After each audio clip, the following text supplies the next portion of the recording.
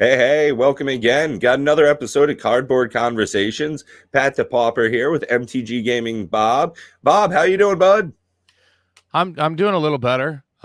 Still a little froggy, so we'll see how long Yeah, we go slowly tonight. getting over everything.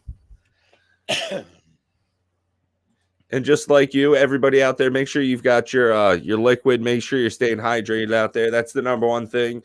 Most Americans, most people in the entire world don't drink enough water. So do your fair share, guys. Have a sip.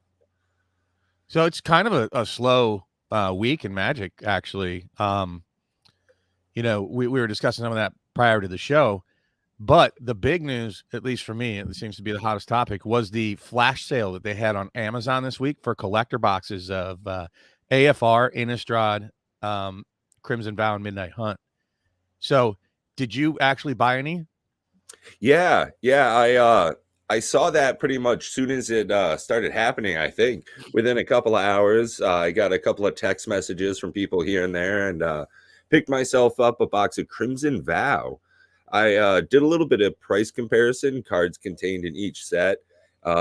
Seemed as though it coming with the two toppers, that really was the big seller for it. Has a pretty decent amount of high price cards and couple in there, some chase cards going well over $100. So that would definitely help turn the tide a little bit towards the Crimson Vow. Although the AFR right now seems to be a pretty decent buy. Those the whole set is going up pretty steadily. Thank you, Matt Castermage, for keeping me updated on those sealed products. Yeah, I caught that too. I guess we can get into that in a little bit here. But more on the collector box sale. I did not buy any. And I'll share my logic why I didn't. Were they a good deal for what they are? Absolutely. Will they go up? Probably. But something that I've noticed, and I've been doing more detailed research, digging into the numbers and like looking back at the sets using MTG stocks for sealed prices of draft boxes, and you know, in relative terms, why is like Dragon's Maze, a 9-year-old box still like $115? It's like, and other boxes around it are $1,000. You see where I'm going? Like, so even though Rudy talks about like that alligator graph, and most of us know that sealed product tends to always go up, but not all sealed product is equal. It's not all the same. Absolutely. So, I mean, it's nice to be able to get into a box that's a couple of years old for, $150. But at the same time, if it's a trash set, that's probably why it's still around. So one of the, and this is an ever evolving thing for me. One of the things that I look at, and it was sort of a combination of a lot of different content creators, but the one that sticks out in my mind the most was the professor talking about when you get products. Because you know what his big tagline is when you buy something. What should you buy? Is like his biggest tagline. Buy singles, baby. Buy singles, baby. Yeah. Right? But he opens a lot of boxes for somebody who advocates, Yeah. buying singles. I mean, Although all it of us. is great to see his the booster box game. I'm a big fan of seeing the way that he presents that every time it comes out. You get to see an actual in-person Pat Crackers kind of view, see if it's worth it. And I'm glad I get to see him do it instead of me wasting my $100 on release. But at the same time, all of us have that addiction of wanting to, grab that pack and crack it open and see what's inside. Oh yeah, I've got an entire stack of stuff that's on plan to open up for the channel.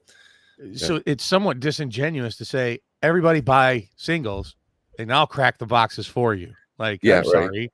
That means I get to get my fix without it being me really losing money. It's for entertainment value and on the channel. Okay, but everybody wants to do that, right? Everybody wants to just open up their Easter eggs and find out what's inside. Now, that being said, one of the things that he did say was if you're buying sealed products, one, do it for a purpose, like you're going to open it up and draft with your friends, and that's perfectly acceptable. And I don't think anybody argues with that. How do you put a price tag on that, right? So for example, Jumpstart and Commander Legends, how much value did you have as a sealed product cracking that with your friends? Oh, that is such a great product. And, I still think about it. We've got some Commander Legends set aside for sealed just so that we can, at a later point, open that up and enjoy that fun again. And Jumpstart, same thing. It's incredible that you can open a pack. I was it last night, day before. Buddy was over here and we were opening up some packs. Bang, gets himself another Allosaurus Shepherd. Now, you're not only getting high price, good value cards, we're also getting a great play experience. So fun.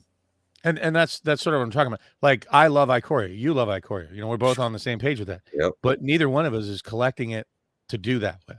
Neither one of us is putting it on our shelves so that someday we'll crack it open and draft with our buddies. Although it's possible if you got the draft box, which again, I'm going to kick set boxes in the ding-a-ling until, until I just sound like a broken record. But it's one of those things where buy the products for a specific reason. So I kind of belabored that point. He also said, buy the sets that speak to you, the sets that you like Ikoria. You know what I mean? Buy sets that appeal to you. And I think in the last year, if you had to pick one set, how about in the last 2 years, maybe 3, what set did people have more fun opening than any other set in the last 3 years? Oh, What was the most fun set to open? Probably one of the most fun sets to open was Commander Legends. Oh, wow. I would say Modern Horizons too, but you're on track. I think that, and the printing quality of those cards really sold it for me. The quality in actual production, except for the foils. So there's definitely a big downside on that. Jumpstart was super fun. So many people loved that. Ikoria sold super good. So even if you discount these other sets, is where I'm going. You know what I'm saying? Would I rather have 1 box of that? But if I was going to buy 2 boxes, would I rather have 2 boxes of that or 1 box of Modern Horizons collectors? And just to say, you're going to be at that price point of maybe Double Bubble Masters, some product. So again, even though it was severely discounted, there's sets that I just did not enjoy. I think most people did not enjoy them. There are the diehards that did, and I wanted so badly to enjoy AFR. I really couldn't care less about the Innistrad sets, but I wanted to enjoy all Magic. Flop too. Yeah. I want to enjoy all Magic products. I want to. I go into every set going like, I want to enjoy this. And I would say that unfortunately, it felt very much like the days of, Fallen Empires, Homelands, Chronicles. That was such a poopy era of Magic. And I know that they've had other eras that were like that, the Gate Crash era. And it's so again, focusing. Let me back this up. Sorry, it's not such a clear thought. I'm focusing on my buying power more on the sets that I enjoy. Right now, I've missed out because I'm waiting for Double Bubble Masters. That there were some pretty good deals. Also, if people weren't paying attention, I could have got a sealed case of Modern Horizons 2 Draft, a sealed case for $11.51 delivered. That's less than $200 a box. Delivered. And unfortunately, it sold out from underneath me because there's enough people paying attention. But I'm like waiting and waiting and waiting because I want to see if the value is going to be there for Double Bubble Masters. But it's so far as of yet, Kamigawa is sort of kicking the teeth out of both New Capenna and Baldur's Gate so far from what I've seen. Well, and that was one of the reasons why I actually splurged and went for the Crimson Vow Collector, is that I knew I had a bit of time between now and the release of the next product line that I'm really looking forward to. So I figured I'd be able to get into this, and it was incredible to see the price rebound so quickly. I went on to see if they were still having a decent sale after talking with a business friend of mine. By and by, they were back up to $190 right after that sale. However, have you looked at the sales and the sales trends for the collector boxes now after that event? It seems as though they are down about that same downward pressure on if you go to like TCG Player and like sold listings and things. And I think it's going to continue to have a downward pressure, right? I think they sort of flush the market. When Rudy speaks up about it, and he's got a very, oh boy, I'm really losing my ass on these AFR collector boxes. Sort of approach. He was saying he lost what, 6 figures on it? That's Yeah, I think he's talking about like $250,000 he's lost. yeah, So I have a feeling we're gonna find some cases in his bathrooms pretty soon. yeah, right. Well, maybe we see those go on sale to his patrons out there. I don't All think the so. no, I think you don't those think days we are can? past for him. I think he's at a point where he can afford to sit and wait for things to creep back up. Oh yeah, But I of think course. what he's getting at, and what I think he knows, is when they flush the market out like that, it takes forever for the product to start creeping back up. And there wasn't a lot of hype driving those in the first place. There's no neon Hitagetsu. So the Right, buyer's right. market is going to move, right? If you're buying collector boxes, the it boy right now is, the Kamigawa red ink Hitagetsu. Hmm. And we'll have to wait and see what the next thing that pops up. We haven't even heard what the next hype, Super Trooper is going to be, and maybe there Right. will be none for New Capenna, and it's starting to worry me because look at how far in advance they announced the neon ink for Kamigawa, right? People didn't That's a know good quite what point. to Yeah, make of we it. were given a treat really far in advance to be able to get us salivating for a new set. And what we Whereas, have pre-release at the end of this month, yeah, I think 22nd, so another 3 weeks.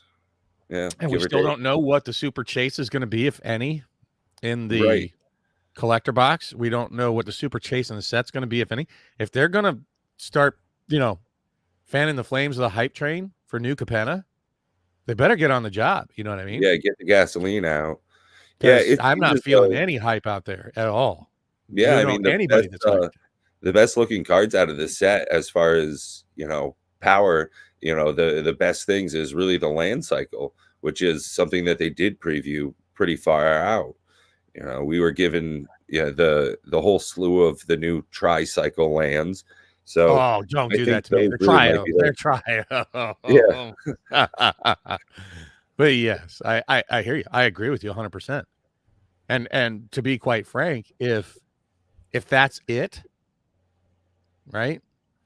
If I mean, that's the between whole that and the ascendancy cycle that they're doing, I don't think we've seen all of those yet, but we're seeing charms, ascendancies, and the triomes. So that seems to really be the whole slew of what we're getting out of it. I don't know if there are any giant hits that we will be getting. how I excited wouldn't does be that make surprised if you? there's nothing. Yeah, Personally, how excited does that make you? yeah, right. It's none. You know what that Yeah, says to me? Buy singles. Like, yeah, seriously. exactly. Yeah, get the cards that you're interested in using. Get the things that are utilitarian for you, things that you're going to play with, but no reason to spend money on shit you're not going to use. Just like I said, I'm waiting, Yeah. still waiting. Like, it's beginning to, and that's what makes me nervous about Baldur's Gate too. Like that sort of sinking feeling. Hmm. Like when I saw, okay, great, awesome. The triomes are going to complete it. Cool. Great. Right on target with what you need to be doing. Mixed feelings about the artwork in it. Um, I kind of like the noir art deco kind of stuff. It looks cool and everything, but I definitely also have that uh, odd feeling of misplaced. Uh, it doesn't feel super magic to me. Maybe, as the flesh comes out, it'll feel a bit more like a lived in type of world, but it doesn't feel as though it's really a magic set. Not for what I'm seeing so far. I don't know what it is, to be quite frank. I can't put my finger on why I'm not super hyped about the set. Triomes are pretty damn good. I happy enough with that. Is that enough to carry a set? Oof. It'll Especially definitely sell boxes. The Pat Crackers have something to go after. And especially when you have a wedge, but even the players, mm, like playing with wedges that's pretty niche in the world of Magic, to be quite yeah, honest. It's mostly the commander world where you see the mm, wedges, like the most prevalently.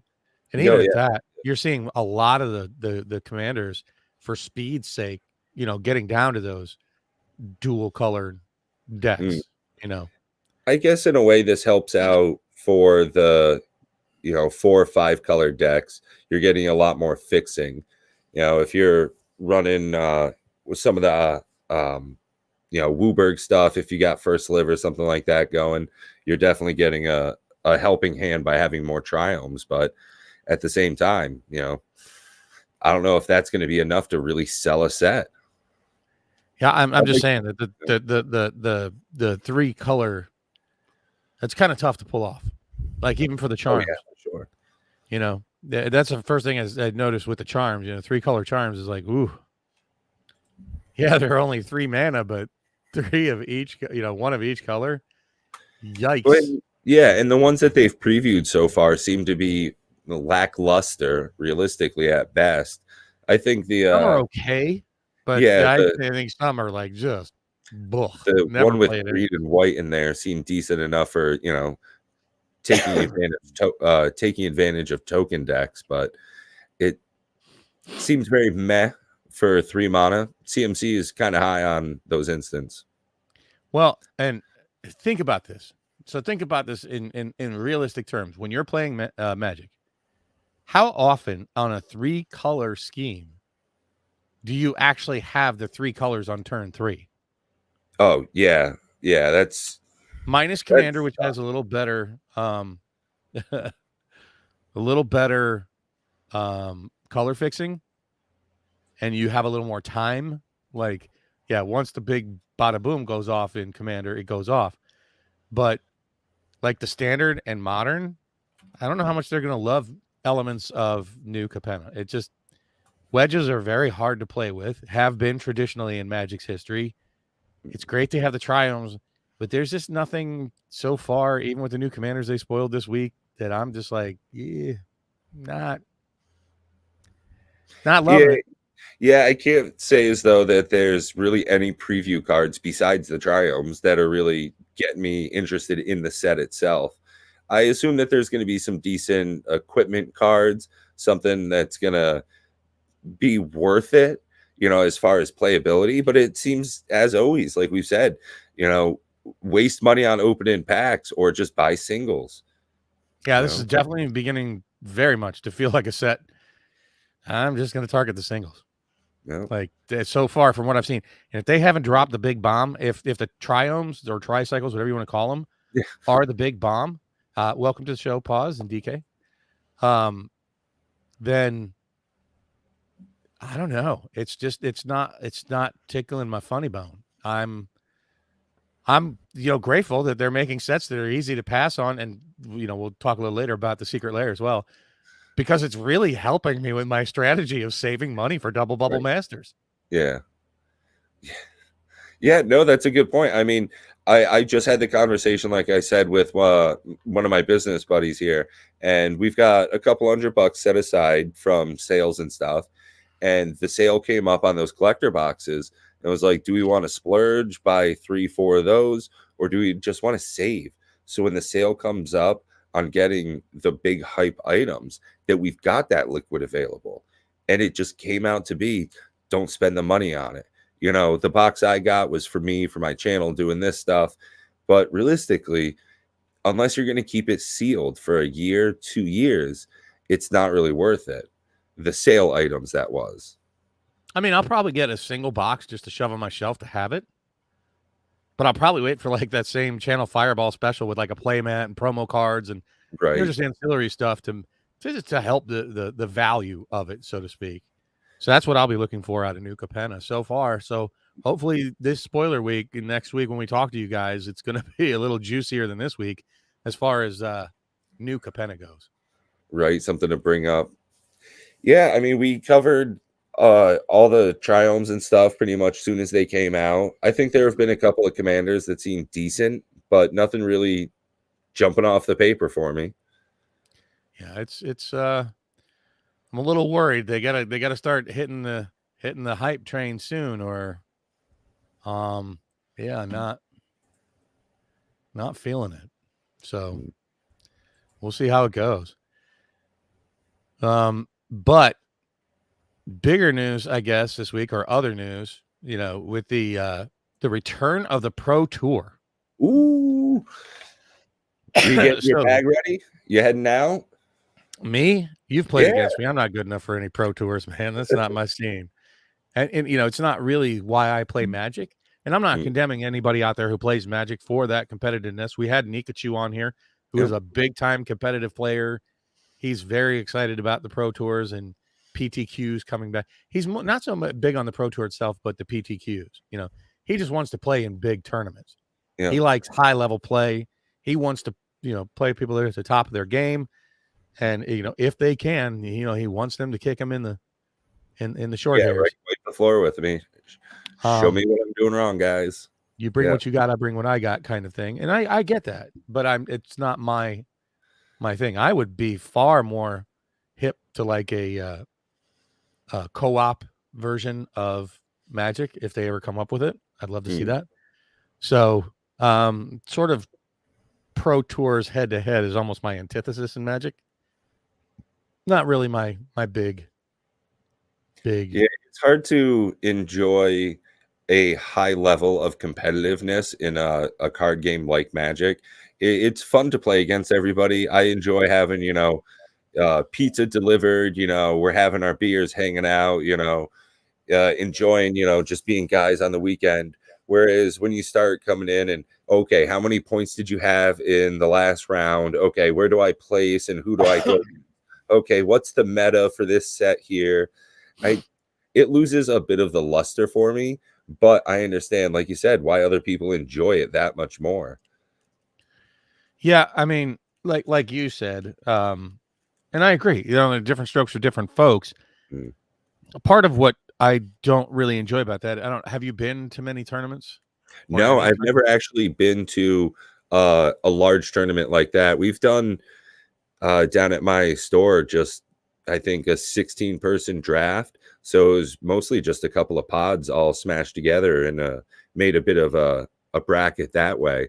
But I'm actually pretty interested in going to an event like this. So I think it would be very fun. Even if I wasn't playing, just doing something in kind of the background there. Check out some vendors, get some, swag.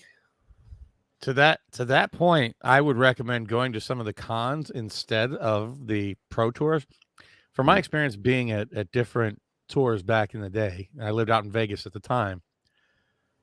They're almost kind of sterile. Oh, really? Not yet. There's not a lot of conversation. You ever watch the coverage on them? Yeah. It's very mechanical and it's dry, to say the very least. Yeah. It's not like this rapport you and I have, or when we're playing on the spell table and laughing, and that it's none of that. And not only that, even between the matches, people don't really want to talk because they're going over in their head, what move did I make wrong? What move did I make right? And they just kind of put their headphones on and want to sort of get inside their own head, and they're reviewing their decks and their, things that they're writing down on paper. And it was, well, yeah. I mean, maybe I get together with Paws, Big Box Dave, and we all get together, go to a convention or something. That'd be definitely something that would be, take a trip down to a bigger area, go to a Boston type situation and make a weekend out of it. I think that would be super fun and would make for some great content as well. Yeah, I was actually hoping to do that. I don't know about this year because of, the Rona and all that stuff. But maybe next year, thinking about doing that like Gen Con. And if you're not familiar, that's where Magic actually released. The original release was at Gen Con in 1993. And there are a lot of vendors, and there are some tournaments that are there, lots of them actually, but they're side events, and you can sit down with other people, and it's far more friendly of an environment. It's not as hyper competitive. Like when you go to those tournaments, people are there to win. It's serious business. It's not like, well, I placed 345th. Well, it's like if you didn't place in the top 32 and make at least your entry fee back, you're like, it's not super duper friendly, I guess you could say. It's not a super social event. Yeah, I mean, I get that. And again, that comes down to what they're showing up for. If you're specifically there to go and beat other people, to see them as competition, then it brings a whole different atmosphere to it. Whereas if, the flip side, you're going to a convention type thing, everybody's there for the love of it, sharing it together, get cool posters, interesting mouse pads and play mats and, cool hats and shit. Whereas, you're not trying to beat other people. Only if there's like a line for autographs, maybe that's when you want to beat people. So yeah, I would love to, try to coordinate something with all. So pause, and I know you're out there, and DK, and to all you content creators, see what we can do, even manage it technology wise. I was looking into setting up a booth, but it was like $3,000 or $4,000 a day or something like that at Gen Con. I'm like, ooh, that's a bit pricey. But just some way that maybe we don't even have to have a booth, but try to broadcast it, and even have people, or fans and subs and whatnot, give them a place to meet up with us in a public venue. And kind of, they do have tournaments there. They have Magic tournaments. There's a lot of them. Matter of fact, when I went to Gen Con last time, they were basically calling it MTG Con. Oh, really? And there were like thousands of people playing. Like it was no joke. It was no small event. So you can get in those tournaments that they have there, and there are a boatload of vendors, and there are side gigs. And where is Gen Con? You said that's usually in like what, the Midwest? In Indianapolis. Used to be in Wisconsin, but now it's in Indianapolis. And it's large. It's a very large convention. It's almost a little overwhelming. The problem with Gen Con is it's so popular that the day they announced the hotel rooms, like literally, I got the email about them talking about the hotel rooms, which is really, really nice to have a hotel room connected to the convention center, so you don't have to drive. There's a lot of drinking that goes on there, like a lot. Yeah, no, I totally get that. Yeah. So having to like stand outside for a bus to take you to the parking lot by the Lucas Oil Stadium, so you can get in your car and then drive another 30 minutes back to your hotel at 11 o'clock, and that kind of sucks. I'll be honest with you. The problem is they sold out within like 3 hours. Oh man. Yeah, it's no joke. It's like they announced that here's the hotel rooms, and you already have to have a badge to even get those hotel rooms at this kind of rate. Look up a hotel room during Gen Con right now in downtown Indianapolis. There are some available if you want to pay $1,000 a night. Oh, geez. Yeah, and I'm not down for that stuff. And their normal rates are like $100. So it's not like Disney. It's like, if it's not Gen Con weekend, they're $100 a night. But if you didn't get in on the $250 a night deal through Gen Con itself, then it's $1,000 a night if you want to stay downtown. That's one of those times where it's just cheaper to rent a camper and just like stay in a Walmart parking lot for 2 nights. There's no, you're talking about a downtown place. There's no parking lots, no parking spots, no nothing. You still have to Uber. It's big, dude. I don't know how else to tell you. It's a big thing, and it's a short window. So the point with that is, you really have to pay attention and know that you're going to go 9 months later to Gen Con, because they announced it in January with the hotel rooms. So for those of you that are listening and you want to do this, and we're serious, we got to start coordinating like in November, December, to like solidify plans and be watching and be like, okay, rooms are ready. Go. It's open. Yeah.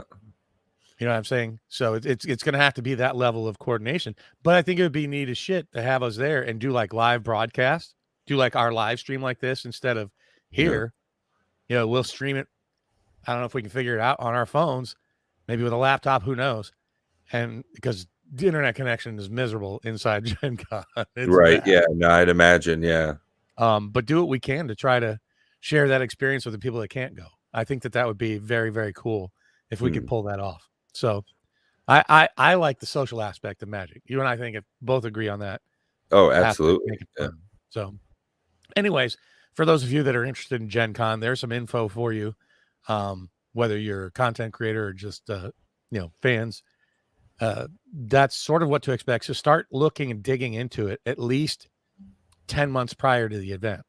And they'll start announcing it after Gen Con this year. They already start with like Gen Con next year. As soon as they wrap up this year in August, September, they start talking about the next year by like October and November. So, well, that's one of the big things in general about travel plans.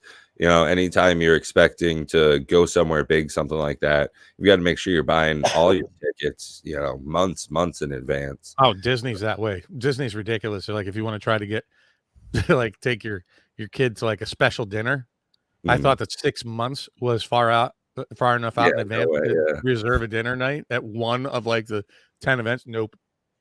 Not even close. And what's crazy is they only open it up like 6.5 months before like ahead of time. So it's like you have this narrowest of windows for things that you have to commit thousands of dollars to months in advance. So it's not easy. With all It's these not. I'm not gonna fees say and that. extra, conveyances that cost you extra money in case you want to cancel or change something. Yeah. So just but that's the reality of it. Now, I don't think you have those same issues surrounding like the PTQs and the Pro Right. Tour stuff that's coming up. But I started digging into it. I don't know if do you have the page that I linked? Because I'm not going to get into the whole thing. Mm. It tried to make like a MTG Gaming Bob version of it, where it showed just the 4 steps to get to the Pro Tour. But then when you actually start digging into how to get to each of those 4 steps, it spider webs out rather quickly. So again, I think there's still this really sort of complicated way to even get into the Pro Tour. So if you're interested at all in getting into your Pro Tour, because you can get in by arena, you can get in by special events by arena, you can get a special invite, you can get a special event from Magic the Gathering Online. It could be local tournaments. It's like okay, how do I actually, if you've never played before and you're interested in getting into the Pro Tour, and then they Right. even started talking about the different formats where they have Pioneer, and then there'll be Standard, and then there'll be Modern, and it's like, wait, what? Whoa! And there's Draft, so I'm not really even sure what the formats Match are. points and yeah.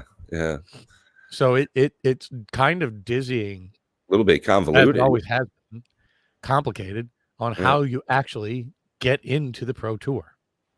Yeah, it seems easier to enter and win from a radio giveaway twice in the same month than it is to join this tour. It's they said, they try to explain it as like, oh, this is simple. Here's the pyramid. Do you have that page? Yeah, yeah. Should I share it for the stream here? Yeah. Yeah.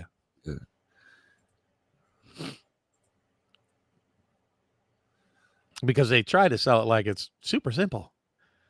But when you start digging into it a little bit more, I would say whichever venue appeals to you most, start digging into that. Yeah, you can already start seeing, oh, you don't have the pyramid. There's the pyramid. They're like, okay, look, it's like, here's the structure. It's so simple. Right? Just 4 steps. Yeah. Prove your skill at your local scene. Qualify What does for that mean? Yeah, it's what is my local scene? If it means my buddy's kitchen, yeah, easy peasy. And then if you start scrolling down through the actual, okay, well, they're showing what they give you. Regional Right. championships. Okay. Right. But then this starts getting more into it, right? And this is sort of, if you go back up just a touch. So here in the United States, it's DreamHack, right? But then you'd have to see, because it says there'll be 3 regional championships per region and will align with 3 Pro Tours in each given season. I don't even know what that means. Each region's championship will be managed by individual organizers and will have their own event and qualifying structures. Right? What does that mean? I'm already confused. Yeah. Do you see where I'm like, Yeah. it said there's only 4 easy steps. But I'm like, so then you have to click on DreamHack and figure out what their structures are to qualify. Additionally, What's this link? you scroll down, there's different ways to qualify. And then additionally, there'll when be you click on the link, it brings you to a potential security risk. That's awesome. So that's something to note there. That's fun. But what I'm saying is like, then they get into this and then they'll go down even further and they'll be like, oh, you could also get in by MTGO and arena things. And there'll be some that are just like kind of grandfathered in from previous tours. And yeah, to be announced. It's just maybe there's some way from arena to be able to get in. Yeah. So my point is, if you really want to get into this, I'm not trying to poo-poo on it. Yeah, pause. Can you bring up pause's comment? Because that's perfect for this. Yeah. And there is sort of that. Like there are special invites that they have for other people for some reasons. I was looking at it and I'm like, all right. I'm going to try to get my head around this enough that I could talk about it tonight, but It's not that simple. It's never been that simple. And Made it's my not like eyes get wide real fast. It's, well, you didn't even get into like that there's going to be pioneer format, there's going to be standard format, there's going to be modern format, there's going to be draft format.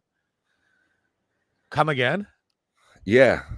Oh, geez Louise. Yeah. I do know that there's going to be one for New Capenna. Yeah, I saw that there in some of the notes. Geez, that's But heavy reading, though. well, if you're It's like, smart enough to be a MTG Pro Tour player, you're smart enough to read through all of that shit, and I'm not going to do right, it. yeah. Reading So the good luck page to tells anybody who you what wants to. the page does. Yeah. Yeah, I'm not a competitive player to begin with, and I don't want to read that. It's just too hard. Oh god Yeah. damn my camera! Yeah. I'm not using this camera next week. Mm. But if you've ever seen that paper towel math YouTube, and if you haven't, go check it out. It's funny. It's called paper towel math, where 6 rolls equals 12, but now it equals 23. What? Yeah. Oh, yeah. Why does it have to be so difficult? I just want to buy toilet paper. Yeah. But I just soft stuff. I just need at least enough for what I'm doing that afternoon and maybe a few more times. But it's like I feel like that when I'm looking at the Magic Pro Tour stuff. It's like, why does it have to be this complicated? It seems very complicated to me. Maybe I'm just a simpleton. That's entirely possible, and I don't really have the desire to really dig into it that much to like, okay, draw it out on a piece of paper and try to actually map it out. I'm like, no, it's too much. Well, DK, but I'm glad that they're doing it. I mean, buddy. I think it's good to have lots of different venues for Magic's health. I think that the tour is good for Magic. Absolutely. I think it brings a lot of physical in-person interactions all based around Magic the Gathering. It's one of those things where I remember when I was young opening up packs and hearing people talk about how they were gonna that there was a giant tournament where people made a living playing Magic. And when they canceled that, it was kind of a sad thing to me, even though I never entertained any idea about, getting my stuff together and going out and joining up in the leagues. It's just cool to think that there are people so dedicated and skilled at Magic to be able to go out and earn some real money playing. And I actually even like watching the competitive players play against each other for like 15, 20 minutes. And then I switch to a different YouTube channel. But yeah, I don't watch the whole tournaments. I don't really care to. It's like, okay. I don't know. Have you ever watched Kingdom TV? Yeah, some of their stuff, yeah. Like they have some really high level commander play. I mean, really high level commander play. They're good. And there's no schmoes on at their tables. But do you know what I'm saying? Like, sometimes they don't even play the cards out there. Like, do you have this card? Or how are you going to put it on? Like, they don't even play it. They're just like, okay, how are you going to play that? And theoretical. Yeah. Do you have the win con in your deck? Is it there, or do we have to watch you like grind through it to get to it? Right. And then they talk to. Well, then how would you play it? And you got that. What would you do? It's like they're not even showing the cards. They're just talking theoretically. Yeah. And I'm like, what? I want a hot dog because That's fun, though. Yeah. I don't get this. I'm just sitting there like brains do. And that's kind of how I feel sometimes watching the Pro Tour players because they're not explaining their decisions in their head. They're not, even the commenters, aren't the best at. They should probably hire Simply Better Magic Dev from the place. Oh, right, yeah. He's probably going to play a, Hinkty Whittle, and he's going to counter it with the Who's He Was It. Because he's pretty good at predicting, like, what cards are going to be played. Nick's pretty good, too. Like, they should get those guys commenting on it. Like, the probability of the next card going to be played. Well, I think that, I mean, on that note, getting some content creators as part of the coverage would be a really good idea. You'll reach such a larger audience by doing that. Sure. I think that they totally are missing the boat on content creators. What would they have to pay us to give Cardboard Conversations some special announcement or question or anything? Like, right, yeah, just they have to pay us. I mean, let me give you an answer. $0.0. They get free advertisement, they get free labor out of us. It would probably generate more buzz with all the content creators that we all know. And if they started doing that for content creators and utilize them for free, I realize that there's some risk. We could say swear words and say bad Right. things and whatnot. I get it. And then at that point, they say, well, we don't control what all these people do, and we just won't give them any more of our business. It's unfortunate. But I don't think that we would necessarily have to be a brand ambassador to help them spread their own word. There are ways that they could do it where they're not responsible. Here's a pool of questions that content creators have access to, right? Here's a pool of some resource that we just don't want to dedicate people to get polls, to get questions and answers.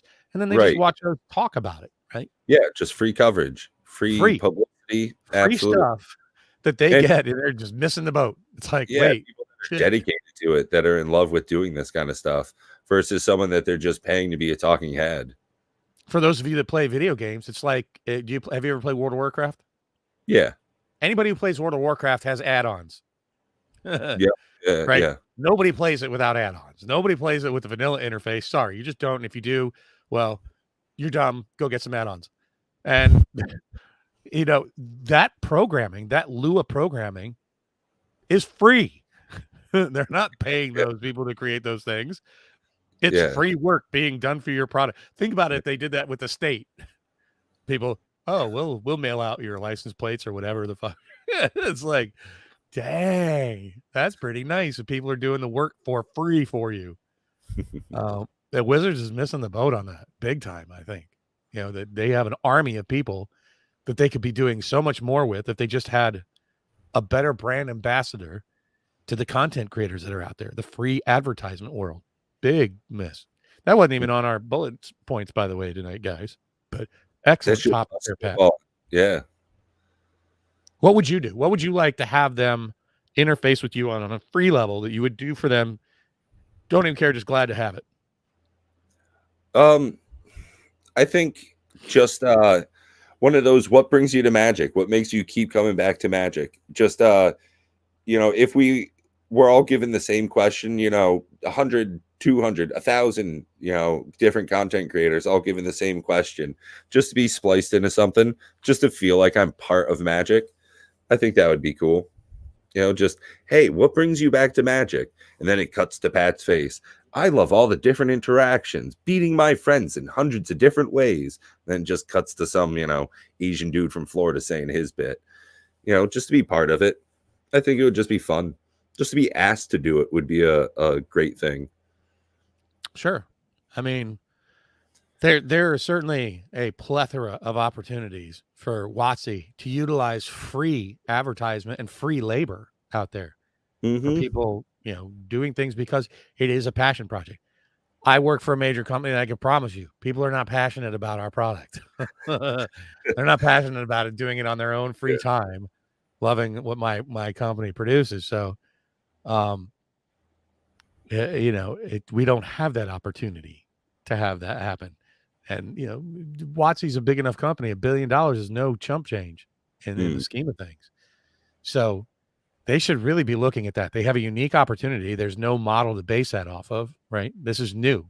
It's a new technology age. It's a new set of venues for them to approach and use. And I think that they're foolish for not doing it. Or at least lacking vision enough to see it. Yeah, and I think that's one of the things with Magic in general is that it's been around for so long. We're coming up on over 30 years almost now. Not over. Next year will be 30. 30 next year. So as a company, as a game, so much in the world has changed, from sending out magazines that used to have price lists in them to now you can go right onto the website and order directly from the company. So much has changed throughout Magic's lifespan and will continue to change. Maybe sometimes they're just a bit slow to get up to the times. Speaking about the 30th, that just made my head spin in a different direction, and sorry for shooting off the hip here, but what products would we like to see for the 30th anniversary? And let me just preface that. Yeah, it seems that they've targeted. For sure. Do we want another Modern Masters 30, or do we want a Commander 30? Do we want a Standard 30? Do we want a I don't know, Pioneer 30? Do we want just a 30th extravaganza with all formats mixed in? A 30, an un-30? Oh, You know, geez. right? You see where I'm going? Like the possibilities of limits jump 30. Um, you Jump know, 30. right? There are a lot of possibilities that I don't necessarily just want to see because we say, modern masters because it's got the masters in there 30, but really it's a modern format and it's a pretty small Yeah. format in all the scheme of things. Commander is by far a much larger format. But what would we like to see? I mean, spend a couple minutes thinking about that. A secret layer 30. Oh, right. Yeah, A class 30th secret versary. I think that's like absolutely going to happen. A 30th secret versary. secret versary. Is that a Oh thing? yeah. Is that something they already say? Secret There versary. was a secret versary, but it was a secret versary for secret layers. It was their anniversary for secret layers. But Sounds so yeah, I'm funny. just saying that they don't have to limit it to just. What if they had? I'll tell you what. One of the things I've been watching a lot lately, and I'm like, oh man, I really love to have that. The I don't know, were they called masterpieces for Guilds of Ravnica, War of the Spark, Mythic Edition? I think is what it was called. I think they were called Mythic Editions. Chat, correct me if I'm wrong. But they have if you look it up, look at War of the Spark Mythic Edition, and look at the price on the Joker. And what they are, just to share it with you, are super special versions of Planeswalkers. And the only ones, I'm assuming Guilds of Ravnica has one. War of the Spark. I don't know if all the sets that year had one. I don't know if Dominaria was in that year. I think it was, but it didn't have one. But I'm really keen on those. I really, really like those versions of those Planeswalkers. I don't even like Planeswalkers, but I think they're like $400 or $500 for like 8 it's packs. $444 to buy the War of the Spark one. Yeah. Yeah, and I mean, you're talking about they're they're not random. So I would like to see that same product, but maybe randomize it not just with Planeswalkers, but with like chase-ish cards. Or you can go to Proxy King and for the low price of $3, Hey, we're not sponsored yet. So all you proxy sites, we'll be your sponsor. We love proxies here. Yeah, for sure. Yeah. We're a proxy friendly channel, so send us your biz. We'll push it. Hell, we've already been doing it for MPC. They should be paying us already with the amount that we've shown to their products. Well, it's just such a good service. I mean, I've been let them pay us for saying that. For $50, maybe you can get like a fancy proxy deck. That shit's awesome. Yeah. So make playing cards if you're watching. Get in touch with us. Yo, for reals. But and even if it's just to give us free product that we can put out there and show off to all the world out there to buy more of your products. Yeah. Just give us all your rules. That's fine. At any rate, I would like to see. So those of you that are not familiar with it, can we bring up that product by any chance? Maybe the Mythic Edition Planeswalkers, at least for those. So there's 8 packs in there, 8 special packs, and I think there's another 16 regular packs that come in the box, which is sort of weird to me. Like they could cut a lot of that down. So that's a great picture of it right there. On the in the middle to the right. The outside box looks really cool, but that's it right there. So you can see they have special version of Ugin like there. If we can make that bigger, that'd be great. But if you can't, that's okay. It's on Mercari. Ugh. I don't use Mercari. I don't trust Mercari, by the way, for those of you. So Mercari, if you want us to sponsor you, no. So you get these bundles there, and there you go. I mean, that is just super hype to me. That's just cool, a fantastic version of old Oogie. But they have 8 Planeswalkers in there. I know that Nicol Bolas was in there, Ugin, Gideon. There's a Gideon. There's the Nicol Bolas. But they're foil and they are just sweet. I would like to see something more like that. I don't mind the Mythic Edition, and I don't even mind the price point. That's a little high. I'm not sure what they were at release. 295, I think, is what it said at release. I'd be okay with that actually. I would rather see some randomness though, because It's the same 8. You're always guaranteed the same set of cards. Yeah, everybody that buys one gets the same 8. Yeah. So randomizing that, I think having this super elite product to have for like a 30th anniversary would be a direction I'd be 100% okay with. Cool. Yeah, these are pretty interesting. Never seen something like that. There's so many products that like we just never are made super aware of, since they make so many different things. And as people come in and go out of Magic, they miss out on a whole lot of stuff. Plane Chase Anthology is another one. I bought it. I couldn't believe it. I was looking. I bought mine a year and a half ago, the Plane Chase Anthology, and I paid $175 for it. And at the time, when did Plane Chase Anthology come out? I think that's like a 6-year-old product now. And I was like, how could it still be so low? Rudy did a special video on it, and he had himself like the whole like box fortress around him with the Plane Chase Anthology box set. It's from 2016. Oh, yeah. Wow. 6 years. Yeah. So, Crazy. yeah, like I said, and it hadn't really gone up. I bought it for 175. I think they were released at like 150 or somewhere around there, maybe even 100. And I'm like, wow, in 5 years, it only went up like $50. That doesn't seem right. And if you went to buy all of the cards individually that were in all the Plane Chase decks and whatnot, it was like a $500 value. So it's still, in my opinion, kind of undervalued. If you wanted to go out and buy all the Plane Chase stuff that's in it, like individually, you're going to pay a whole lot more money. That's what I was like, well, hell, I'll just get the box set. Yeah. And I got a seal with it, and I don't want to crack it because it's pretty. It's in a very pretty box. It's like a foil box. Yeah. It's going to make a nice addition when I can eventually get my wall finished behind me and start showing off my, flexing with all my Boxman product and skilled YouTuber background, all your little figurines and stuff. I like that stuff. To have a real one. The green screen is good enough because I get to do fun stuff like this, and I'll keep the green screen. I just don't know if I'll use it all the time. I'm just in the middle of my apartment, so this is literally just a curtain pretty much hanging in like the middle of a bachelor's apartment. It looks good. It looks, you know what? It's more interesting than like looking at dirty dishes. No offense to you content creators that don't give 2 Fs, but I really don't want to see your dirty underwear in a corner of a video. I'm sorry. Chilling here with like a cat covered couch.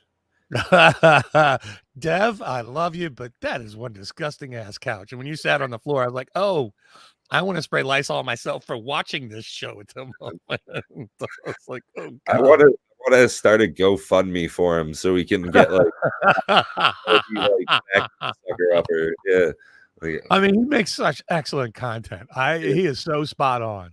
One of the best content creators out there. If you guys haven't watched Simply Better Magic, go watch that shit. He is so very, very good. But I need to get him a Simply Better couch. Yeah, that is precious. Yeah, it creeps me out. It distracts me from what he's trying to say. Yeah. It does. I'm like, ooh. And I'm like allergic to cats, so that doesn't really like do it. Triggers you already. But then he's got like great takes on stuff, so he does. But no, I'd like to put this up. We started with, we went down a rabbit hole there for a minute, but the point was like different products that we're just not even aware of that they made.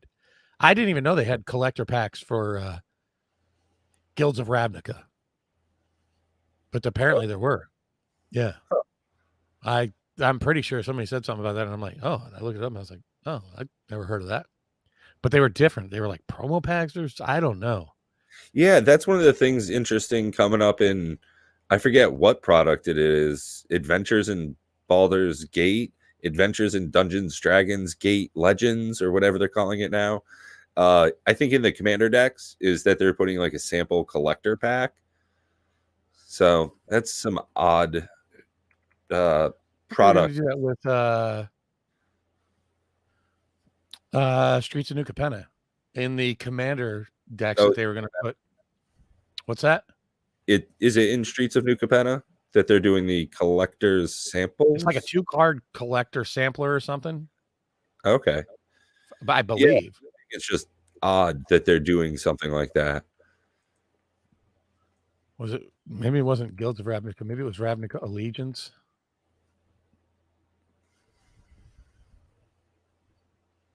Yeah, I don't know where it is, but I thought that somebody said, and I thought I found a piece of that. Should you buy Ravnica Allegiance Collector Booster? I'd hate to start up a YouTube thing.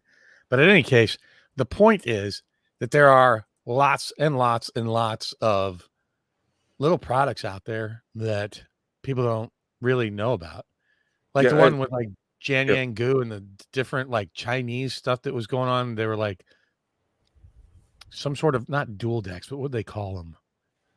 Some weird thing that really wasn't a big fan of. It's like that one was really bad. And you have From the Vault, you have the Plane Chase stuff, the anthologies, the Arch Enemy, Nicol Bolas, and the whole secret layers as well that have been released.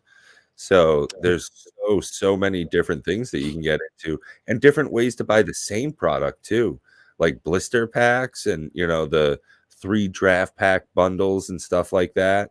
Sometimes you can store, like I was just buying Ikoria Collectors, the blister packs for like $20.60 each. So that's barely over 240. Let's round it to 250. Well, they're $300 for a box of 12 of them. So you can just buy the single ones. And it's wild that the slew of products and ways to buy them, that there are these little holes to find extra value in. And same thing, like you were saying, buying a Plane Chase there. Imagine buying a couple of those, popping them open, and then selling singles out of it and turning a profit. It's gross, but interesting. Yeah, I'm just saying that you got to kind of cast a broad net if you're interested in making money or finding a niche, because trying to just charge up to the same market of just straight cracking packs and selling them for value, unless you run into a Modern Horizons 2 early on, yeah, I would even challenge that we're starting to probably reach parity with box prices to card prices with Yeah. Modern Horizons 2, which is why we're probably not seeing it being open so much. People are Yeah. chasing that Hitagetsu at the moment. Those fetch lines really hit the bottoms. You know what my take on opening Magic product. I've said it over and over again. Yeah. What's my take? Hey, don't open it. Why?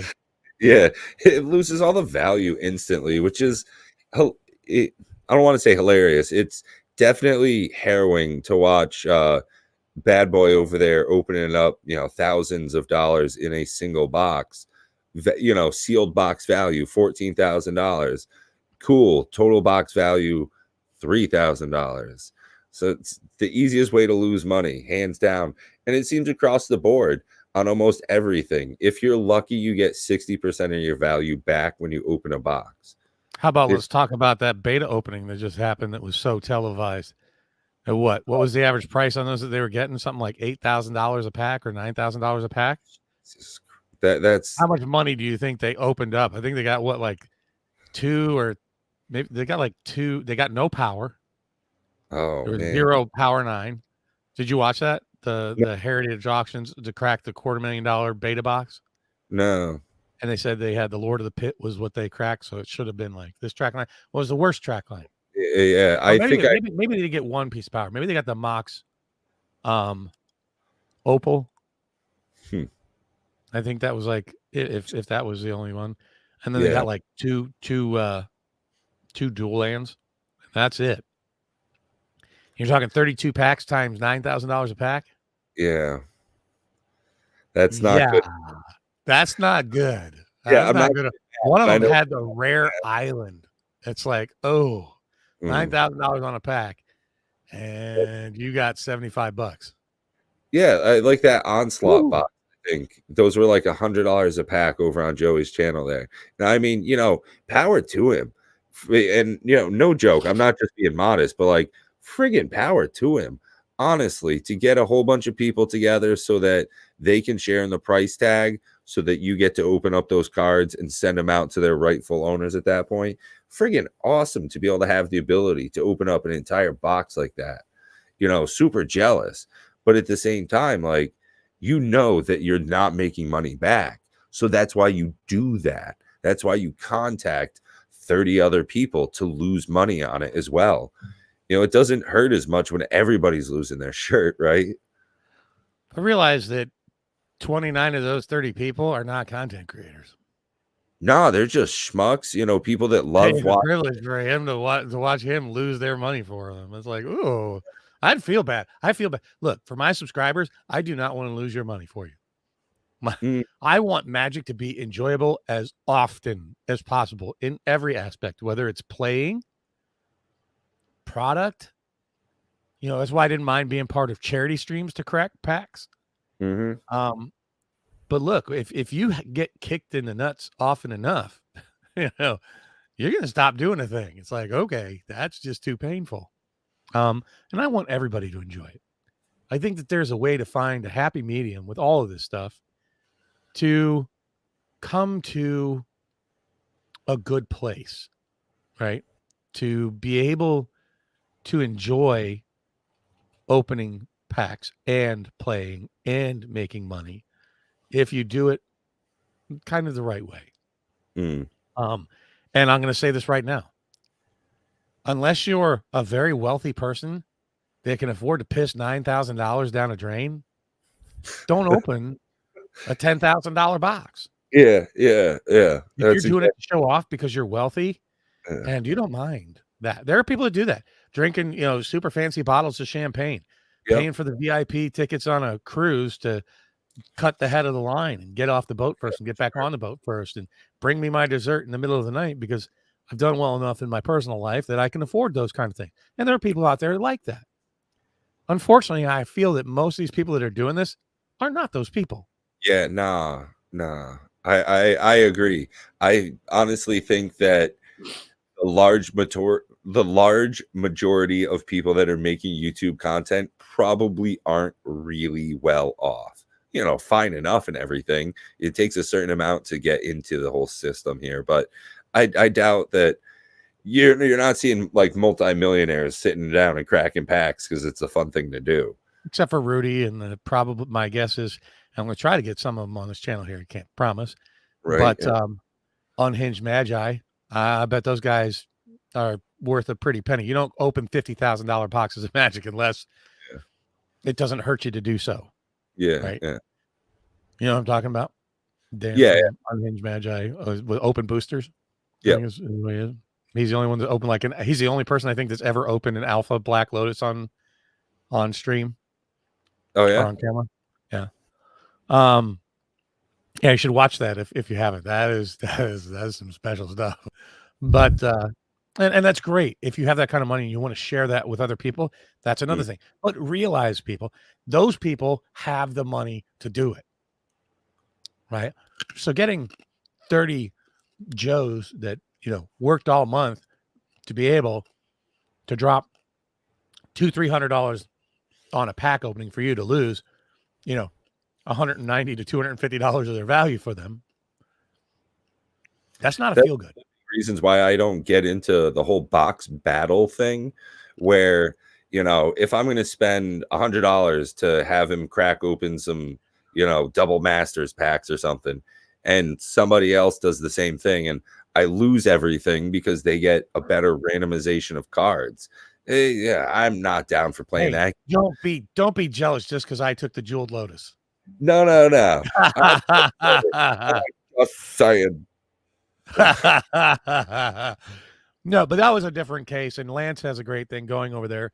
But realize what you're getting into is what I'm saying. Exactly. If you have that money to piss down the drain and you don't mind doing it, because I pulled the one-arm bandit handle many times. I've done some scratch off. I go drop $20 every now and then on the Powerballs and Mega Lottos and whatnot, and dream about, what if I could just give everybody a box of beta. I'm a huge fan of them scratch off tickets. There's nothing quite like it. I just see all that. Oh, you mean you open Magic packs? I'm just kidding. Yeah. I've got a collector's box of Crimson Vow back there, and I'm rolling the fucking dice this weekend. I'm going to do exactly what I said I hate. Let's see what we get. Oh, shit. I don't even have the camera ready. I'm just going to do it just because I feel like it. So here we go. Just to kind of show a point, people. $10 pack. Are we going to take a bet on how much I lose? $10. Okay. $10 pack. So Does good. anybody have a bet how much I lose on this? Let's just do a little experiment. It's a Here, single pack opening. I'll put down. I think you're getting $6.75 worth of value back out of it. So I think I'm you're not going to count anything under $1 because nobody would right. sell a card under $1. Not No, realistically. I mean, you can't sell a card under $2. $6.75. Do we have anybody else saying, what do you think the value is I'm going to get out of this pack right here? This is one of the ones that I got from that Walmart mystery booster box. Come on, I need to have at least somebody else throw a number in our chat here. Somebody else is watching us right now. Otherwise, I'm going to be very sad in the face. Anybody else got a guess whatsoever? Somebody else is watching. We pause for pause. I'm not going to pause too terribly long, but I'll just start cracking into it here. Let's see what we get, and just to keep this rolling along. I'm going to say I get $2 in magic cards out of this. $2. That's where I'm going with this. And this is more just the point I'm trying to make, right? Love this set. Great set. They're what? They're approaching almost $300 a box now. Yeah, I was actually just watching Matt Caster's sealed thing today, and I think $279 to $300 is about going rate for a sealed TSR. All right, so I'm just going to get past all the commons here first, and then I'll try to. The camera's so bad. So I got Sudden Shock as the first uncommon. I don't think that's worth bupkis. So we got a guess from Sherry Vegas of $5. We got a completely see-through Celestial Crusader. It's not a special card. It's my crappy camera. I don't think that's worth anything either. And a Pendlehaven Elder. And Pat, if you could look up for me, Cloud Key, because that's the rare that I got. So that might be a $5. I think it's probably $5. And what do we have behind it? Oh, well, okay. So I lied. So that's a little better, but it's Monastery Swift Spear. That was a few bucks. Oh, well, okay. And then I lied. Holy buckets. I was really expecting just a token. That is a foil time-shifted manifold key. Oh, dag, son. Okay, well, you're not supposed to come out ahead opening packs. This was a bad. Well, that was a terrible example of what I was trying to do. And Sherry watching this. Good. Thank you. I think it was Sherry's luck there that turned the pack value, but okay, egg on my face. But that's not what's supposed to happen, people. Yeah, that doesn't happen very often. It was really not good to prove my point. I still don't recommend opening packs. It's not supposed to look like that. That's hilarious. Oh, geez. Oh, wow. I feel stupid now. But I'm pleased and stupid at the same time. So let me see. The Cloud Key, just to get you relative values, and they're not even great. I'm not looking on. TSR is $475 we could go with.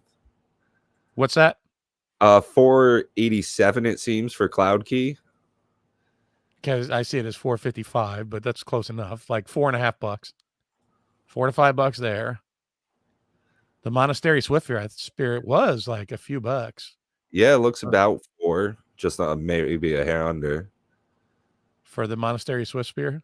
Yeah. All right, so we'll call it $9 for those two. And then the foil manifold key. That was a real unexpected. 29 for the foil one. Yeah. Geez. How much did you say? 29. Yeah, between 28 and 29.78. So yeah, so I wasn't expecting to get a $40 pack or.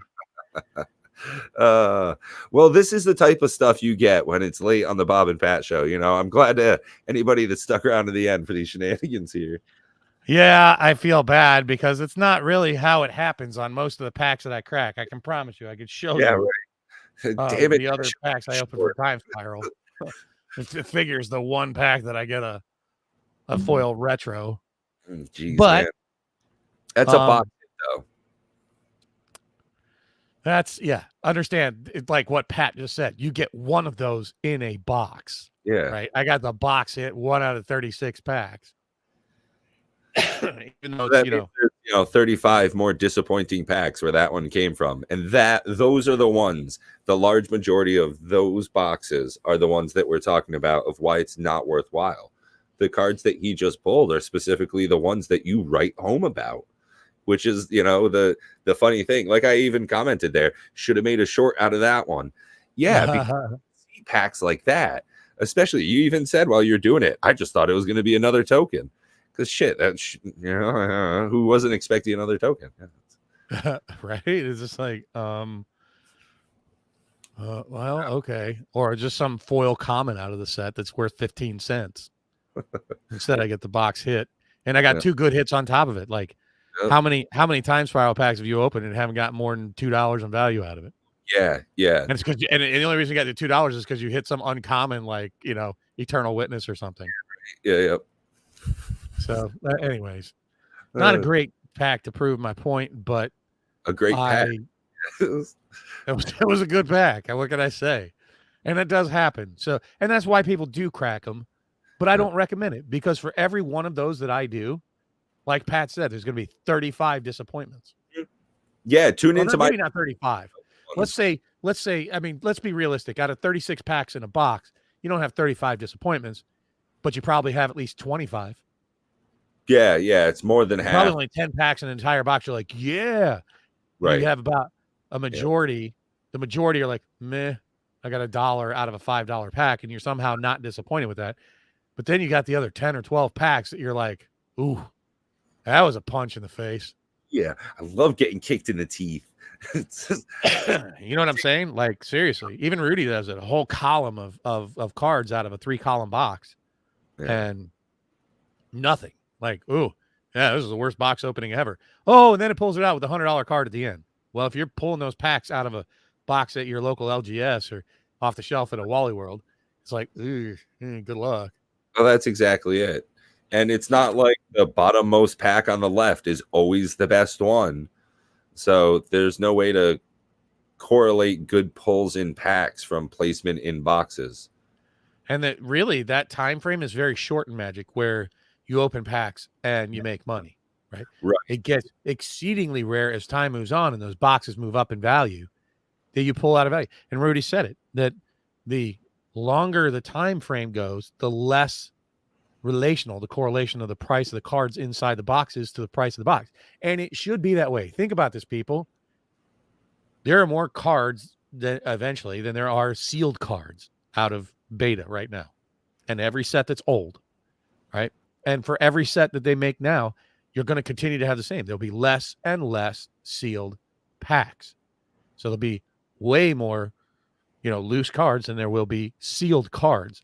And in those sealed packs, you roll that up to boxes. There's might be more sealed packs sitting out there than there are sealed boxes and sealed packs worth of boxes, 36 loose packs, than there are actual sealed boxes. So your sealed boxes over time become more valuable. Now, old cases just don't even exist. You're not going to get a case of old Magic. Sorry. I think that's a unicorn. I mean, and it makes absolute sense because of how much harder it is to keep a sealed box of 36 sealed packs. It takes even more to keep your sealed case. Yeah. Right? Because that threshold at which you say, oh, well, even if I crack the case, I still have 5 more sealed boxes. I'll just open one. Right. And there goes the sealed case in the world. Right. There goes your premium, that extra premium. Yeah. So, people are like, well, it shouldn't be that way. They shouldn't be worth more than the cards inside. Yes, they should. It's an entity to itself. Yeah. Right. Because you have a premium on things that are sealed. If not, then just go buy the cards. That's a great way to think about it, is like Pringles. A sealed can of Pringles is worth more than a small Ziploc bag of Pringles someone hands you. Or even like those, like a little container, like you said, a Pringles, or even those little snack size packs, the snack packs. Yeah. Hand you a piece of chewing gum without a wrapper versus one with a wrapper. One is apparently more worthwhile. And what you're buying is somebody else's discipline. You're buying the years of somebody taking care of a product that's been temperature controlled, out of the elements. Heating and cooling is hopefully done on them, staying out of moisture. It's not free to keep these cards over time. As years go by, there's an expense to having that space taken up in your basement, in your house, in a storage facility. It's not free to keep these things out of the elements. And for Magic players, you think I don't like cracking it? I just enjoyed that. I'm not going to lie. I enjoyed opening a pack of, Time Spirals, a $10 pack, and got $40 in cards out of it. And like I said, the majority that I've opened, and I've opened a full booster box of TSR, and I think I even have it on film, and I've opened single packs of it, blister packs, and I've opened some from other people, and you just generally don't get your value back out. If you average it out, I really doubt that I have made money on it. And as time moves on, those sealed packs keep going up in price, but the cards don't. Right. At least not at the same pace as the sealed product does. Right. And it makes sense because a lot of times we'll see reprintings of cards that were holding good value, or they go out of trend. They're no longer in rotation, maybe, or they're not strong. The definition of what's strong and playable. Look at Liliana and Jace. Those things were, fireballs at the top. Those things were. Oh my God, I hate this camera. Tarmogoyf's another one. Yeah, Tarmogoyf was $100 card. Now you can get it for $20. Yeah. Scroll racks. I mean, the list can go on and on and on and on and on. Where good card. There's lots of great cards. Jester's Cap. Yeah. Jester's Cap was actually worth more in 1995 than it is now. Such a good card. Oh, it's a disgusting card. I'm glad that's a degenerate card. It should say degenerate cap, but right. I just wanted to degenerate all of your really important pieces, so you can't use them I'm again. Gonna make your deck less fun to play. Yeah, all those good things you put in your deck. No, not that. Can't have those. Yeah. I think if you're playing against Tron, right, and they have Ulamog and oh God, what's the other one? All the Eldrazi. Yeah. Kozilek and Ulamog, and it's like, no, you don't. Yeah. Take out your big Eldrazi. Goodbye, win conditions. Have a great night. No, I'm going to take out your Cyclonic Rift. Ooh. Yeah, right. I'm going to take out your Jin-Jitaxis or your Craterhoof Behemoth. It's like, okay. Yeah. Now I have one else. As soon as I realized, because I had seen the artwork for that card a number of times, and then once I actually stopped and read what the card did, it's like, oh shit, this is phenomenal. So now you need to work on like graveyard recursion for that thing, so you can just keep playing it over and over again. Play it in Osgear. Get that welding jar action going on. Yeah. No, welding jar doesn't help you. That just regenerates. Oh, I thought that brought an artifact from your graveyard. That Mirror Retriever does. Ah, okay. So you have what Academy Ruins is almost a must to play with that. Right. Yeah. So you're gonna be playing blue. But if you play it in the Osgear deck, you know what Osgear does? No. Osgear lets you exile a card in your graveyard and make 2 copies of it. Oh, fuck me. Well, that just like gets someone out of their colors, even. Like you can just go through and it's like, okay, I'm just gonna get rid of 6 of your lands in your multicolor deck. Or if you play with blue, you play copy artifact. Yeah. Or you play with my favorite, the mirror. The mirror, oh God. It's in the new it's in Kamigawa. One of those you copy an artifact, creature, or enchantment. It's a okay. Here's a great one. Mechanized production. Enchant artifact you control. At the beginning of your upkeep, create a copy. If you control 8 or more, you win. It's like just that card on just about anything is pretty ridiculous, doubling up soul rings and stuff. But to keep doing that with Jester's Cap, dick move. Oh yeah, dude, that's what's the mirror? Dadgummit. I was pretty sure it was in the Kamigawa. Oh, Tag comment. It's out of Hour of Devastation.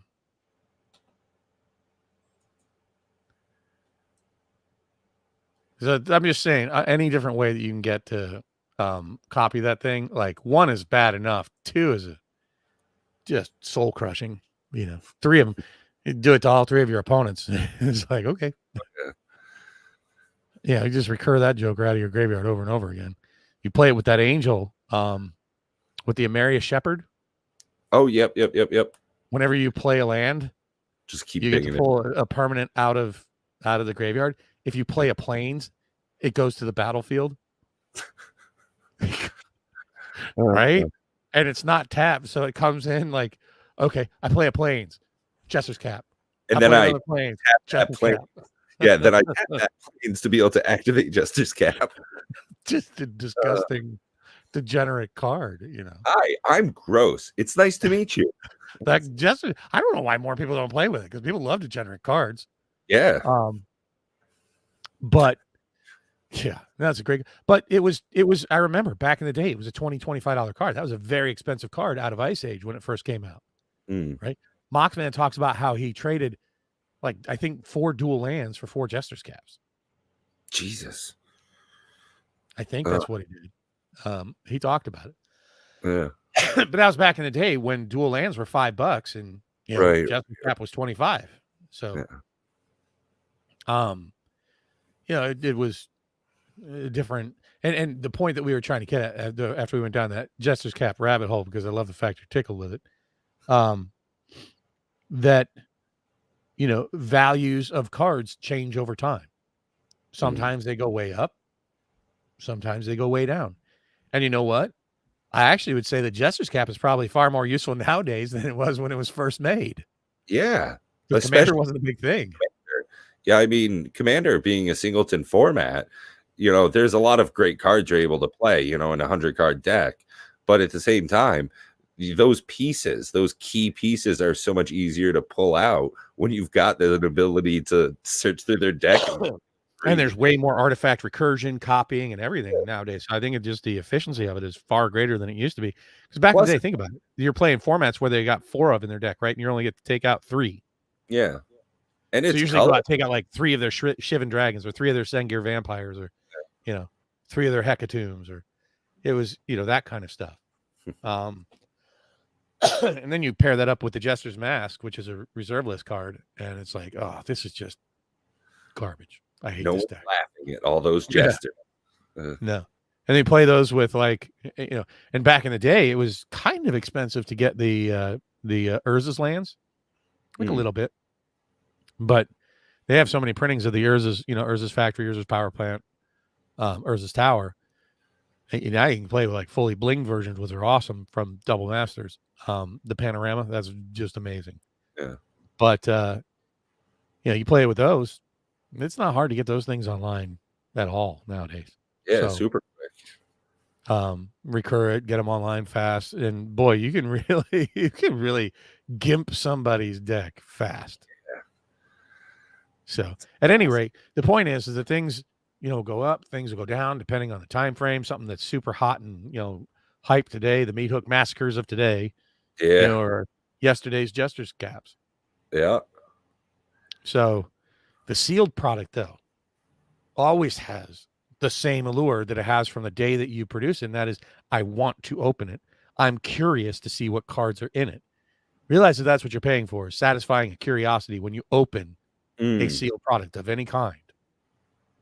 Right? That gambler. Yeah, to see what's inside it. That is what you're paying for. So when people say it doesn't make sense that the card values don't match the box value, wrong. 100% wrong. It. Yeah. You're paying for the discipline. You're paying for the storage. You're paying for the care of. You're paying for the curiosity. You're paying for the gambler in you. Right? Now, I love old products, and I don't have any. Not sealed, because guess what? I wasn't disciplined enough back in the day. I've opened 3 boxes of Urza's Saga in my day, plus hundreds of sealed packs, hundreds of them. I opened, I don't know, probably 4 boxes of Urza's Legacy in the day. I have like a shoebox full of the empty boxes of the Urza's Saga, Urza's Legacy, Well, Urza's Legacy didn't have a starter booster. Urza Saga did, but I had a bunch of those Urza's Legacy pre-con packs. But I probably have 15 Urza's Saga starter decks. You know, I've opened, Jesus, what would now be over $100,000 in packs and boxes just from Urza Saga and Legacy. And I probably opened a good 400 packs from Urza's Legacy. Yeah. And probably, I don't know, 200 packs, you know, doing Friday night drafts and playing 3-4 drafts a night with, you know, 3-4 packs plus all the ones that I won and opened. I'd average like 10, 15 packs every Friday night for a couple of years of Urza Saga and Legacy. So and the price tag on those stayed sealed, or just right, had they stayed sealed, you know, we're talking easily $100,000. Would you say that that's fair? Oh yeah. So my point is, do you think I have $100,000 in Urza Saga and Legacy cards? No. Right. No. They did not keep up. Yeah. Not anywhere close. So, you know, I'm not saying buy boxes that you never get to play with, because that's like the kid who got the Star Wars action figures and had to keep them in the boxes on a shelf and got to look at them rather than play with them. Yeah. I get it. But opening sealed to get there to play with it is not necessarily the right way to go. I plan on doing exactly what I was talking about. Like, I'm buying these boxes at $100 a box now. I plan on sitting on them for some of them I'm going to sell. Some I'm going to just keep sealed to open with friends 5, 10, 15 years down the road, God willing, if I'm still on this planet, just so I can pull a $1,000 box of Magic off the shelf and go, hey, I know you guys aren't into Magic, but you want to open a $1,000 box of Magic cards and play? Yeah, right. Just the cool factor is enough for me, and my investment in it is $100. Am I going to lose $1,000, $9,000, or $900 worth of value? Probably, but I'm not losing $900 because I didn't buy them at $1,000. Right, exactly. That's one of the things as well, you know, even if you just want to open them up later specifically for the point of selling them, buying something when it comes out on reasonably cheap or entry-level price point, waiting a year, 18 months, 2 years, and then cracking them then, you know, everything's gone up, not just sealed box value, but sealed price, you know, individual cards or EVs climbing up. So it can be more worthwhile no matter what to just sit on stuff. It's kind of crazy when I see people, you know, the weekend, you know, a product comes out, they're cracking, going right through it just as the prices are starting to drop to the floor. I understand it as content creators, and we're all guilty, me included. Every content creator, you, me, we push it because we want to keep that hype train rolling to a degree. Of course, I want people to watch my show. Of course, I want to have an audience. Of course, I want to open and satisfy that curiosity. But, you know, I kind of practice what I preach.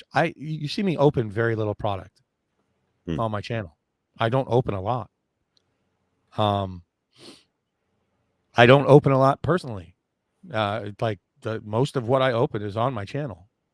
Except for like the Commander Legends. Like I said, I believe in that product, and you know, that's going to be my guilty pleasure because I love the product as it was designed to open it and play with friends.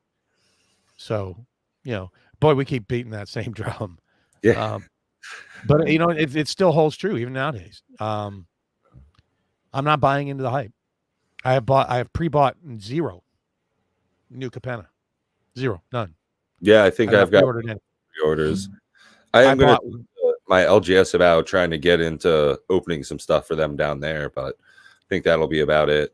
I was thinking about doing a pre-release thing on my channel, seeing if anybody wanted to buy in, and I'd go down, grab a couple of boxes, and do it all live.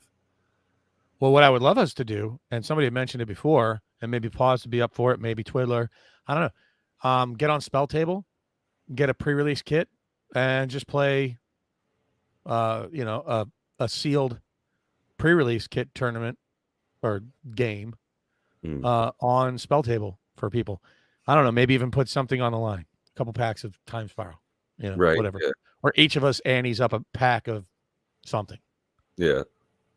You know, that's $5 in value or higher. So like a pack of Commander Legends, a pack of, you know, War of the Spark or something, you know.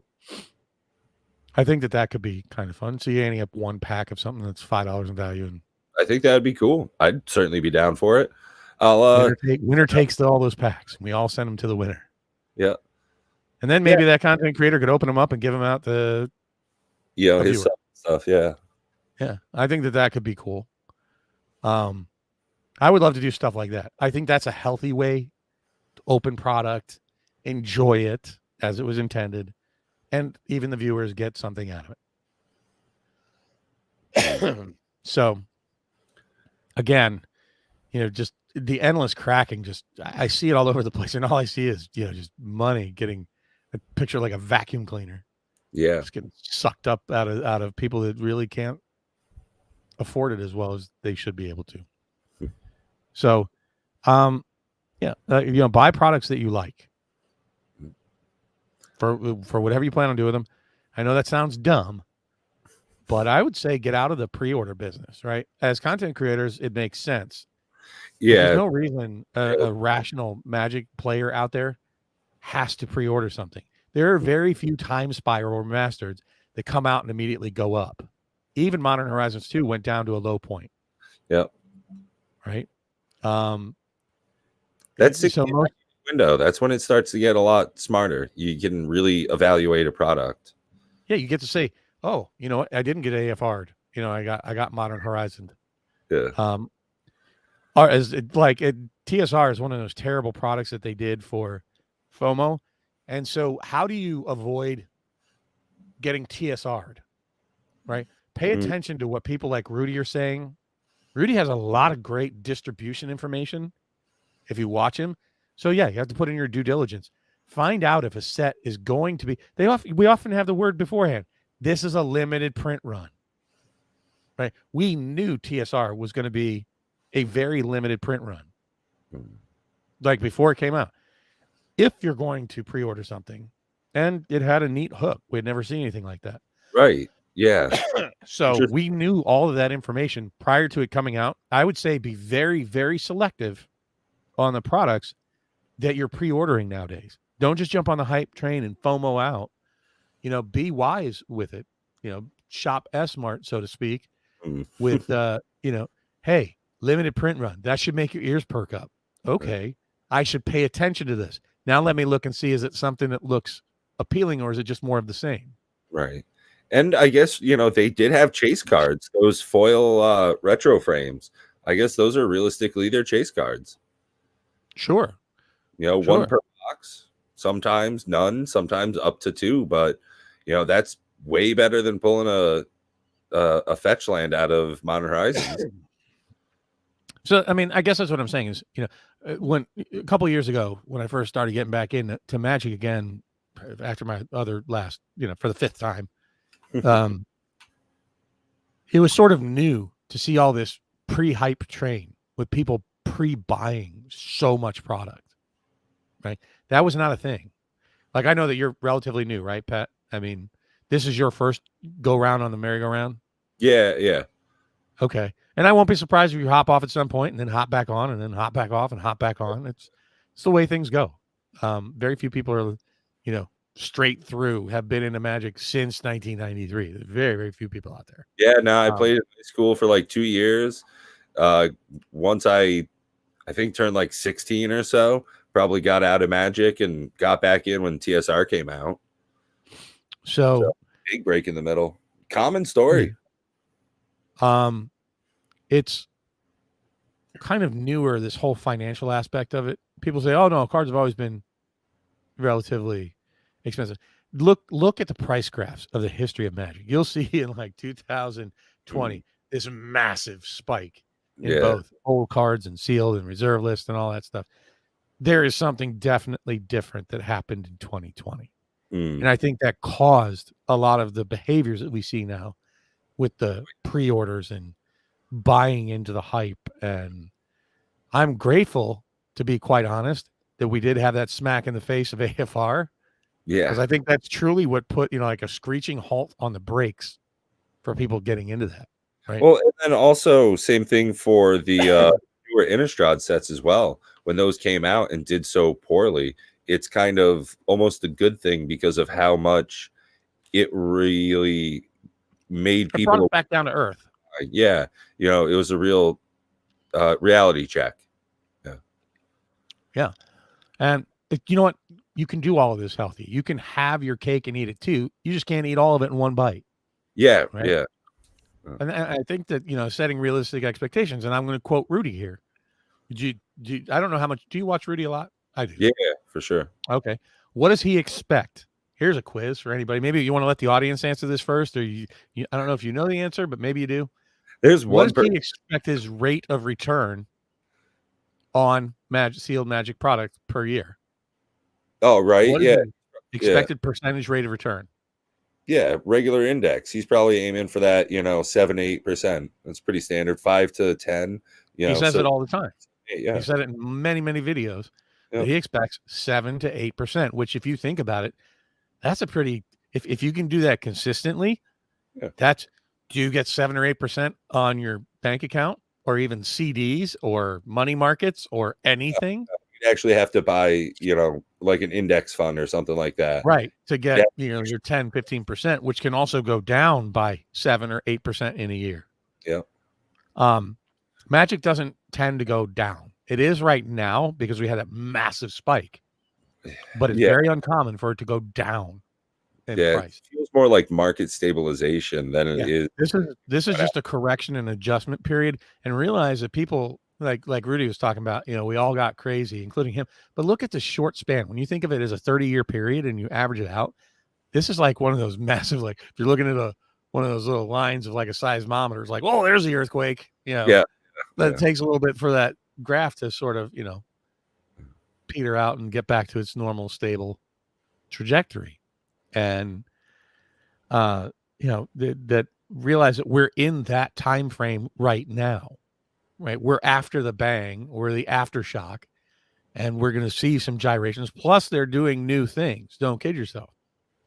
Some of this stabilization is having a hard time finding its footing because, unlike pre-War of the Spark, and realize War of the Spark was not that long ago. Now you got 18 bajillion products to have to try to wrap your head around. Yep. There's not enough data points for collector boxes yet. There's not enough data points for even secret layers yet. We don't know how that's going to shake out ultimately. Set boosters and stuff too. I mean, it's just crazy how many different buying options there are. And you know, commander decks, you know, the secret drops, you know, can only get in collector boxes. Okay, we're going to put them on the list, but you can only get the list out of these certain products. It's too much. Well, and also the versions, right? With all the showcase and borderless and extended and sketch version, and you know, like the promo, the bundle promo. Yeah. You know, there's so many different variations and versions of cards, you know, not just even over the reprints of different sets, but I'm talking about even within the same set. I think Sorin was sort of the poster child for that for me.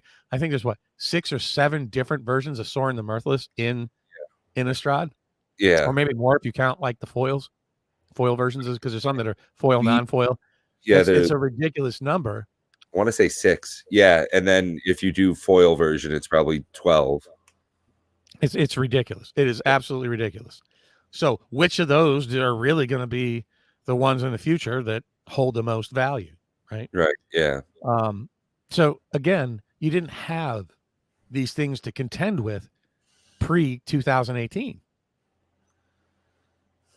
right? So we're trying to understand the market ourselves. It's working itself out. We're starting to get some data points, but there is a new people. Don't kid yourself. So this massive explosion, but there's a new normal for Magic.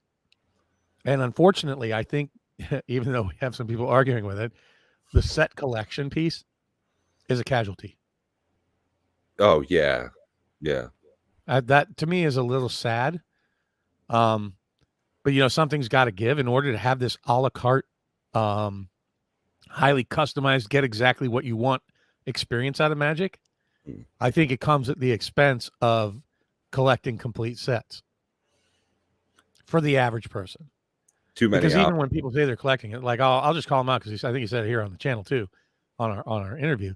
Coder and Card says, "Well, I collect the base version." of Yeah. a set now. Which Yeah. what does that even mean? Yeah. Right. Because The cheapest printing of every card. I don't even know what it means. Because the cheapest could be the special showcase version. Most of them are. Many foils are worth less than the basic one. So Yeah. Like as for it's not a complete set. It's his version of a complete set. Right. So again, like I said, I think that this a la carte, people wanted the blinged out, fancy, borderless showcase, etched art. Yeah, I want my cake and want to eat it too. Everybody deserves a foil. Everybody deserves a special, gold gilded version of a card. Well, that comes at the expense of the set collection because they've made it virtually impossible now. And it is impossible because what about the Japanese alt art variants of cards? I think there are. It doesn't Kamigawa have alt art? I'm pretty sure the collector boxes have alt art Japanese variants of cards. Like I've seen some, and I'm like, I haven't seen that. Wait, I haven't seen that art. It was on BBD's box opening when he opened a Japanese collector box, and I'm like, wait a minute, I haven't seen that version of that card. So I don't know, but I have to look into that. And I'm like, wait a minute. But I know for like War of the Spark, for example. So what's a complete set? Does that mean you also have to go out and get the Japanese alt variant? Yeah. Or like those tokens that we showed here a couple weeks ago. Remember those Japanese ones that only came from the Amazon the Japanese Amazon sale of those, which you couldn't get here in the US. So they've made a lot more fringe and specialty stuff, but I think that comes at the expense of a complete set. Well, I mean, it used to be something that people were really interested in, and I guess it's just part of how, as the game evolves, as their production style changes, the way that they're making things for us to consume, that's just one of the things, sadly, that I could absolutely see why that will no longer be a feasible option for collectors. That's going to bump into the next tinfoil hat statement I'm about to make, though. Uh-oh. Go for it. Remember how we also talked about why do they print bulk garbage that nobody's even going to draft or play? That had a place in the world of set collection. Oh. Right? So now these cards are, once you get rid of the set collection, it's now going to change that formula. Like, I understand that they have to have things that are draft chaff and whatever, and power them down and enable combos and that kind of stuff, right? Not everything can be the most valuable cards, or otherwise everything would be no value, right? If everything's a hit, then nothing is. You have to have light and dark, right? The problem is, in the old world, when you collected sets, those cards at least had some kind of value, whether they were garbage commons, uncommons, rares, because it was part of completing a jigsaw puzzle, right? But once you kill the completionist set collector market, those pieces no longer have a place anywhere except the garbage. Right? They just take up space, not worth anything, never will be. Yeah, it's just another bulk box. Yeah. And some of them are just like vanilla garbage. It's like, ugh. There's no combo you're going to come up with later on that's going to make that no, what do you call it? No text, just vanilla creatures. They even have that one thing that pumps up. If it has no attributes, then it gets +2/+2. Yeah, if it's a card, now it's a little bit more okay. So no, it's like those cards are still, nobody's going to play them because they kill the one thing that buffs it, and then you're like, oh shit, now I just have vanilla 6/6 or 6/6, not even a trampler, just a 6/6 creature or 6. Yeah. Okay. That card's never going to be worth anything, and nobody's ever going to play it. Or even worse, some that have even worse mana values than that. I'm just saying there are some complete garbage cards out there that used to have a place in the set collection world, at least to complete sets, and now they have no values, no reason to print them whatsoever. People won't draft them, won't play them, won't collect them, won't sell them. And what do you do with them? We're like I said, we're coming to like a new place in Magic. This is kind of a great time, an evolutionary time in Magic. To me, that's kind of exciting. So if you're in it now, awesome. And this is a good time to be watching and learning about all the different aspects. I'll say it again. Pat doesn't have a clue. I don't have a clue. Rudy doesn't have a clue. Prof doesn't have a clue. We're all learning and giving our best estimations on things and our particular take, our vantage points. But it certainly is a great time to be in Magic. Well, I think on that note, that's probably a great place to end tonight's podcast. Thanks for everybody that stopped by. Wonderful to chat as always with you, Bob. Can't wait next weekend, and hope you rest up. Make sure you stay hydrated. You know, same thing, everybody out there. If you got an itchy throat, just put more water down it. That's one of the secrets. Till then, love y'all. Be well. Take care.